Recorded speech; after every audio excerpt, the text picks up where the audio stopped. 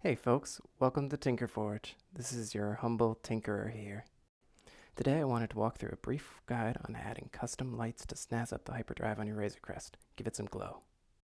So we're going to start by using a nipper to nip off the existing plastic pipes, and let's run through it for all the other ones real quick.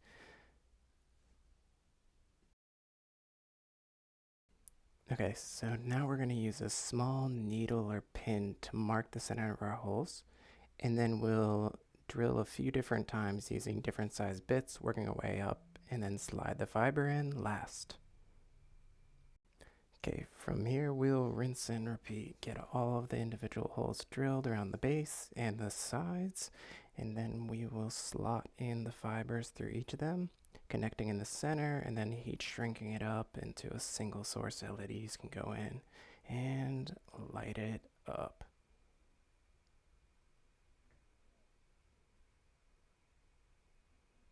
Now, I don't know about you, but I think it's better in blue, frankly. Okay, final setup, I made things fit by splitting it to two LEDs and passing the wire out the left side and then painted it. Here we are. Okay, moment of truth here. We are installing the completed modification of the Hyperdrive into the hull. I'll just step closer towards the full assembly. So, note that we did have to trim just a little portion out of that ring there because the heat shrink here with the LEDs and then the wiring coming out just interfered with that. But everything else is good. So slot that bad boy on.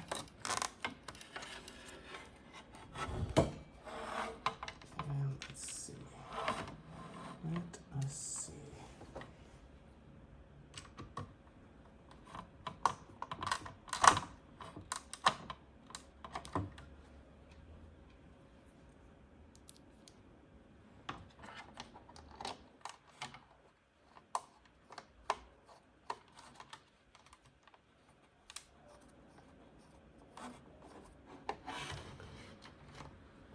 Appear to not be going anywhere. Oh, I didn't have it lined up.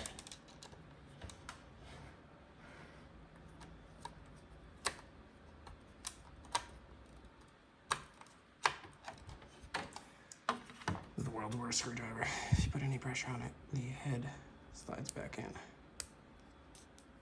Which is not ideal because you have to use a lot of pressure if you don't want to strip these screws. They're actually quite flimsy. In hindsight, I maybe should have upgraded the screws before I put them back in. Do not over tighten. You will hate yourself when you strip these bad boys. I have no idea how to fix a stripped screw. Probably a YouTube tutorial for that. Hey, all back in. Let's see what we got. Oh, look at that. Yes. Yes. Now, in theory,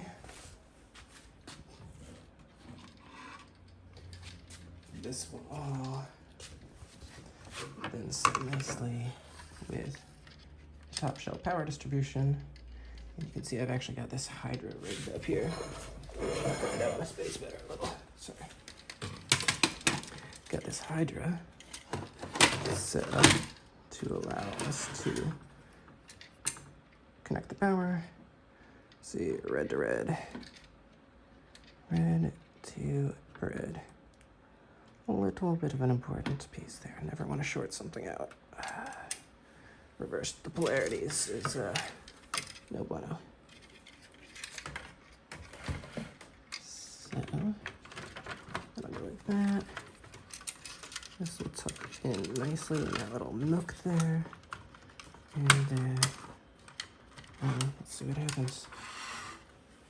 We technically we have power distribution in place, so I can hook up a battery.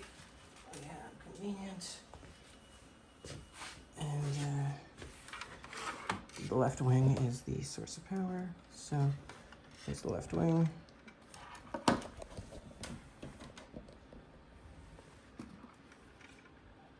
Again, red to red. It's important you always check that. I recommend not just plugging in a raw battery. Have one with a switch so that it's cold or off when you're plugging things in, so you can do a little sanity check. Red before you mash the power and risk. Oh, that is sweet. That is awesome. Oh, damn.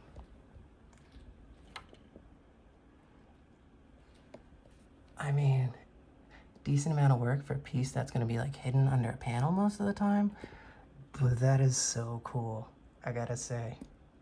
Worth it. Totally worth it. That's it for now. A little sneak preview of next time. We have the rest of the ship, ignoring random twist ties. The rest of the ship ready for wiring the roof to. Just gotta figure out the last remaining bits of what I want to do.